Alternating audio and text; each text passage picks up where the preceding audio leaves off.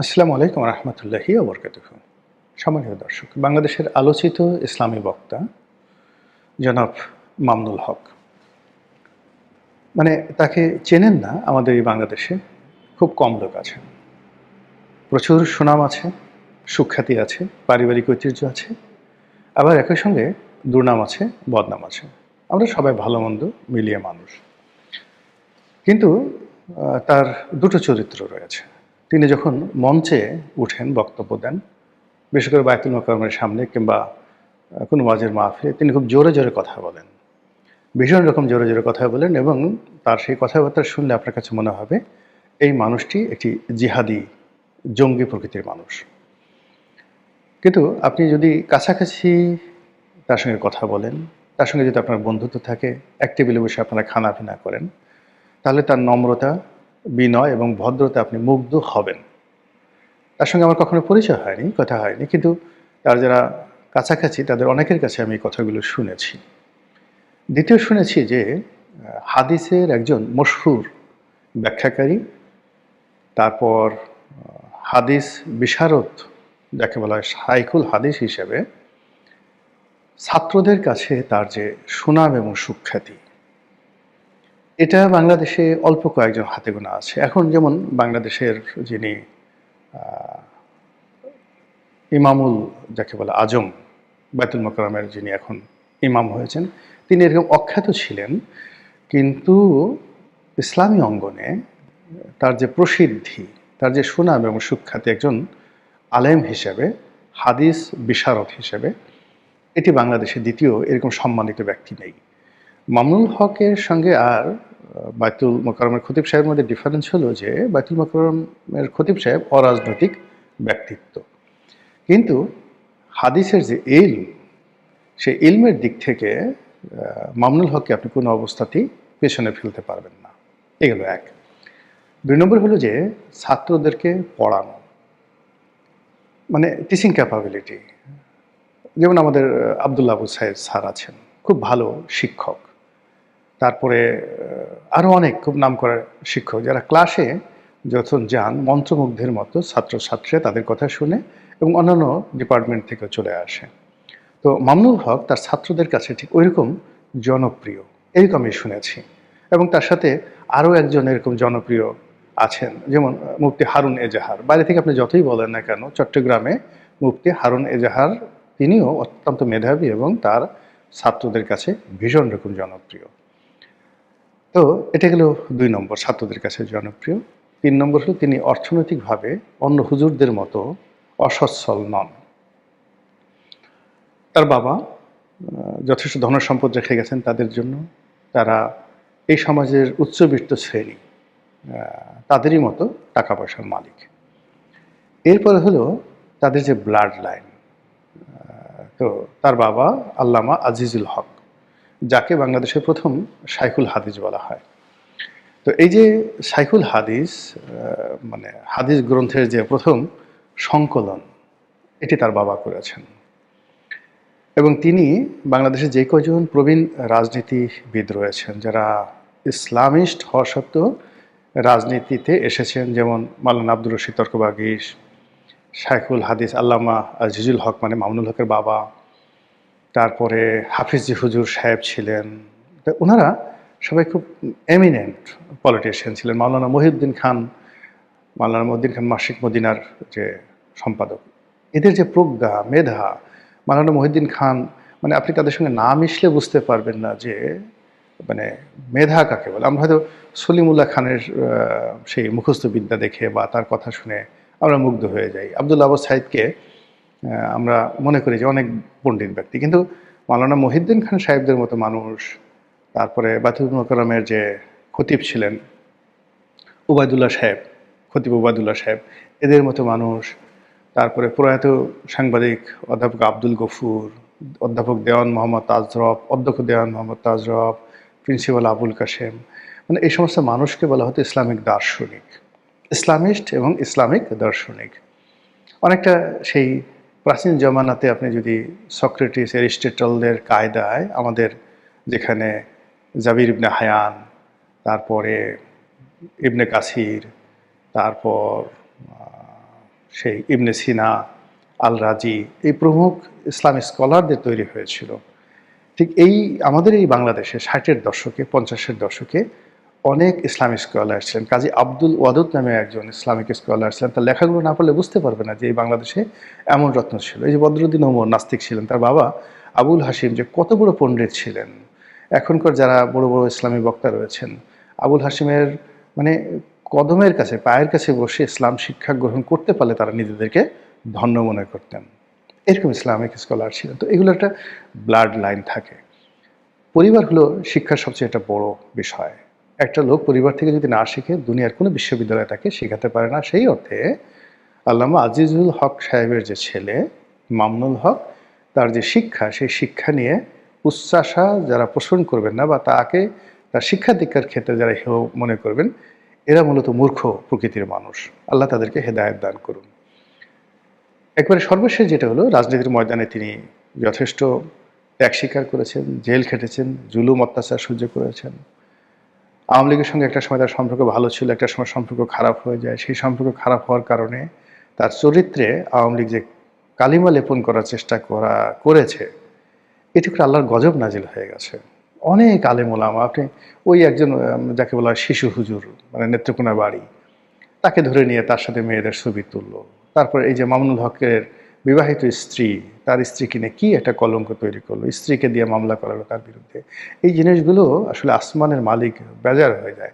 যেখানে অবাধ যৌনতা এখন মানে গর্বের বিষয়, যেখানে মদ্যপান করা, প্রকাশ্যে সেক্স করা, আমাদের এই সমাজে আপনি হাই সোসাইটিতে, আপার সোসাইটিতে গিয়ে দেখেন, মানে এই জিনিসগুলো যা হচ্ছে মানে ধনী এলাকাগুলোতে, সেই তুলনায় এই সমাজে একজন বিয়ে করেছেন, তারপর শেষে তার স্ত্রীকে নিয়ে কোনো একটা রিসোর্টে বেড়াতে গেছেন এবং সেখানে তাকে শারীরিকভাবে যে লাঞ্ছিত করা হয়েছে, যারা যারা করেছে সবাই কিন্তু এখন অভিশপ্ত বা অভিশাপের মধ্যে পড়েছেন। এনিওয়ে, তো সেই মামুনুল হক এবারে নির্বাচনে আসলেন। নির্বাচনের সময়টা তো তিনি বেশ আনপ্রেডিক্টেবল ছিলেন। একবার বিএনপির সঙ্গে যেতে চাইলেন, আবার জামাতের সঙ্গে থাকলেন, এমনকি চরমোনাইয়ের সাথেও তার হতে পারত। আকীদাগত দিক থেকে চরমোনাইয়ের সঙ্গে যদি তিনি থাকতেন, তাহলে হয়তো তার ভোট হতো। এনিওয়ে, তিনি এখানে বিএনপির সঙ্গে না গিয়ে জামাতের সঙ্গে গেলেন। তো সেক্ষেত্রে মোহাম্মদপুরে যে আসনটি, সেই আসনটি সব দিক থেকে তার জন্য উপযুক্ত ছিল। এখানে তার এবং তার পরিবারের অনেকগুলো মাদ্রাসা আছে। এর বাইরে তারা যে আকীদা অনুসরণ করে, সেই আকীদার যে অসংখ্য মাদ্রাসা, মসজিদ, বিভিন্ন খানকা, মোহাম্মদপুরের পুরো এলাকাটা ভরা। এখানে মোহাম্মদপুর একটা মানে যাকে বলা হয় জটিল এলাকা, এবং এই জটিল এলাকাতে আওয়ামী লীগের প্রচণ্ড মানে এখানে শক্তিমত্তা রয়েছে।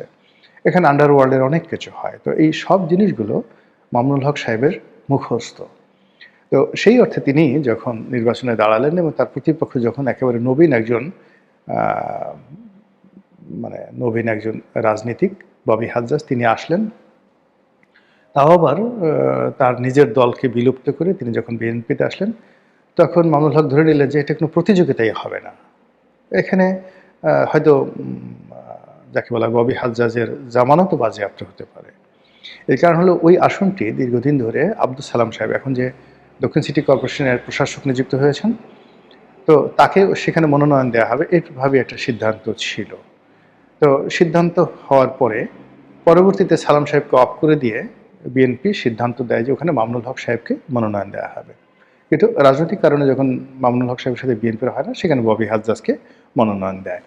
তো মামুনুল হক সাহেব যে কোনোভাবে সেখানে বিজয়ী হয়ে আসবেন, এই আত্মবিশ্বাস তার ছিল, এবং তিনি একটি সাক্ষাৎকারে বেশ আত্মবিশ্বাসের সঙ্গে বলছেন যে না, এখানে আসলে প্রতিযোগিতা করার মতো প্রার্থী নাই, তাদের সঙ্গে যেখানে প্রতিযোগিতা আছে সেখানেই তো গণ্ডগোল হবে, বা এখানে উনি গণ্ডগোল করার মতো মানুষ নন, মানে তার সাথে গণ্ডগোলের প্রয়োজন আসলে, ভোট আসলে আমি হয়ে যাব।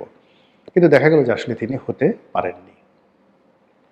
তো যাই হোক, এখন পরবর্তীতে তিনি একটি সাক্ষাৎকার একটি গণমাধ্যমে দিয়েছেন, ইউটিউবে দিয়েছেন। সেখানে তিনি বলেছেন যে আমি যদি বিএনপির সঙ্গে থাকতাম তাহলে আমি বিজয়ী হতাম এবং মন্ত্রী হতাম। তো এটা তার আক্ষেপ, ক্ষোভ, বিক্ষোভ, না হতাশা নাকি খোঁচা, এটা বোঝা যাচ্ছে না। ইট মিনস যে এখানে ইলেকশন ইঞ্জিনিয়ারিং হতে পারে, আমাকে ইঞ্জিনিয়ারিং করে ঠকিয়ে দেওয়া হয়েছে, আমি বিএনপির জোট ছেড়ে চলে আসছি। এই জন্য পুরো প্রশাসন এবছর যারা বিএনপিকে ক্ষমতা আনার জন্য প্রাণান্ত চেষ্টা করেছে, তারা মূলত আমাকে এখানে হারিয়ে দিয়েছে। এটা গেল একটা। দ্বিতীয়ত হলো যে আমি রাজনৈতিকভাবে ভুল সিদ্ধান্ত নিয়েছি। আমার আসলে জামাতের সঙ্গে আসাটা ঠিক হয়নি। বিএনপির সঙ্গে থাকলেই আমার রাজনৈতিক একটা ভবিষ্যৎ হতো, মন্ত্রী হতাম, এমপি হতাম, এলাকার সেবা করতে পারতাম এবং আমার জন্য একটা আইডেন্টিটি থাকতো, অনুশোচনা। থার্ডলি হলো আক্ষেপ, যে এখানে আমার যে পারিবারিক ভোট আছে, আমার নিজের ব্যক্তিগত ভোট আছে, সাংগঠনিক ভোট আছে, এর বাইরে জামাতের যে ভোট, সেই জামাতের ভোট আমাকে দেয়া হয়নি। আমার সঙ্গে জামাত প্রতারণা করেছে, বেইমানি করেছে, এরকম ইন্ডিকেশন থাকতে পারে। এর কারণ হলো মামুনুল হক যদি পার্লামেন্টে থাকতেন, তাহলে তার যে বাগ্মিতা, তার যে উচ্চতা, সেখানে আসলে জামাতের আমির শফিক সাহেবকে কোনো নেতাই মনে হতো না। ডাক্তার আবদুল্লাহ তাহের যিনি আছেন, তাকে কোনো নেতাই মনে হতো না। নাহিদ যারা এমপি হয়েছেন, আক্তার যারা এমপি হয়েছেন, হাসনাত আবদুল্লাহ হয়েছেন, এই তরুণরা সবাই মামুনুল হক করত যদি তিনি এমপি হয়ে যেতেন। এবং সেক্ষেত্রে ডেপুটি লিডার, চিফ হুইপ, অন্য যে পদগুলো আছে, এটা মামুনুল সাহেবকে না দিয়ে কোনো উপায় ছিল না। এতে করে এখন জামাত যেভাবে মানে একটা অনুগত 11 দল পেয়েছে, যেখানে তার কর্মকাণ্ডে, তার সিদ্ধান্তে কোনো বাধা তৈরি করবে না, এদের জামাতের বাইরে যাওয়ার সাধ্য নেই, সাধও নেই, যোগ্যতাও নেই এখন যারা আছে। কিন্তু মামুনুল হকের যে কানেক্টিভিটি, তার সঙ্গে ডিজিএফআই কানেকশন ছিল, তার সঙ্গে তারেক রহমান সাহেবের কানেকশন ছিল, শেখ হাসিনার কানেকশন ছিল, তার সঙ্গে বাংলাদেশ ইসলামী অঙ্গনের এমন কোনো জায়গা নেই সেই কানেক্টিভিটি ছিল না। সবার সঙ্গে তিনি দাওয়াত দিলে ইসলামী অঙ্গনের মানে কোনো লোক তার কাছে আসবেন না, আর তিনি কোনো একটা দরবারে যাবেন না, তাকে সম্মান দেখানো হবে না, এরকম ঘটনা আসলে বাংলাদেশে কল্পনাই করা যায় না। তো সেই মানুষটিকে মানে একটা মানে জামাতের মধ্যে নেওয়া মানেই জামাতের যে মানে নিজস্ব যে বলয় আছে, সেই বলয়ে তাদের যে আধিপত্য, সেই আধিপত্যটা অন্যের হাতে তুলে দেওয়া। এখন এবার কিন্তু তারেক রহমান সাহেব ঠিক সেম কাজটি করেছেন। তিনিও তার দলের মধ্যে তাদেরকে মন্ত্রী বানিয়েছেন, এমপি বানিয়েছেন, মানে যাদের আনুগত্য প্রমাণিত এবং যাদের সঙ্গে জনাব তারেক রহমান সাহেবের চরিত্রের মিল রয়েছে, ক্যারেক্টারিস্টিক্সের মিল রয়েছে। এবং তারেক রহমান সাহেব তাদের চোখের দিকে তাকালে তারা বুঝতে পারেন যে ওরা কি চায়। আর যাদেরকে তারেক রহমান সাহেব ক্ষমতা দিয়েছেন, তারাও তারেক রহমান সাহেবের চোখের দিকে তাকালে বুঝতে পারেন নেতা কি চাচ্ছে, নেতার বডি ল্যাঙ্গুয়েজ কি, নেতার চোখ কি, নেতার রসায়ন কি, এই জিনিসগুলো বুঝতে পারেন। এখন এই বোঝার ফলে কি হলো, কি যোগ্যতা আছে কি নেই ডাজ নট ম্যাটার। কে চরিত্রবান, কে চরিত্রহীন, কে ডাকু মনসুর, কে অলি আল্লাহ, কে গাউস কুতুব, এই সমস্ত চিন্তার ব্যাপার না। রাজনীতি হলো একটা সমীকরণের বিষয়। তো সেই সমীকরণ যেভাবে তারেক রহমান সাহেব মিলিয়েছেন, তার পছন্দের লোক দিয়ে তিনি মানে তার দল সাজিয়েছেন, একইভাবে শেখ হাসিনাও ঠিক সেম কাজটি করতেন, একইভাবে এরশাদ সাহেবও ঠিক সেম কাজটি করতেন, বেগম জিয়াও সেম কাজটি করতেন, বঙ্গবন্ধুও সেম কাজই করেছেন। এটা সবাই করে। তো জামাত কেন অযথা একটা উৎকট, উদ্ভট তাদের দৃষ্টিতে, বা মানে ওভার কোয়ালিফাইড, যাদের মানে সিএস আছে, পর্সা আছে, বিএস আছে, আরএস আছে, খতিয়ান আছে, বাপদাদা 14 গোষ্ঠীর নাম আছে, তো এরকম লোক এনে ঝামেলা বাঁধানোর দরকারটা কি? তো সেই অর্থে যে মামুনুল হক যে খোঁচাটা দিয়েছেন যে আমি আওয়ামী লীগ বিএনপিতে গেলে মন্ত্রী হতাম, এমপিও হতাম, এর মাধ্যমে তিনি তার মনের যে আক্ষেপ, দীর্ঘশ্বাসকে তিনি উস্কে দিয়েছেন। আর এটা যে রাজনৈতিক পরিণতি, এখন রাজনীতির ময়দান ঈদের পর থেকে যে রাজনৈতিক পরিণতি হবে, সেই পরিণতি খুব দ্রুত আপনি দেখতে পারবেন যে নতুন সমীকরণ দাঁড়িয়ে গেছে রাজপথে। সংসদে একরকম, আর রাজপথে আর একটা নতুন সমীকরণ, যা কিনা সরকারের জন্য আর বিরোধী দল কারোর জন্য ভালো হবে না। মহান আল্লাহ আমাদের সবাইকে হেদায়েত দান করুন, হেফাজত করুন। আসসালামু আলাইকুম রহমতুল্লাহি ওয়া বারাকাতুহু।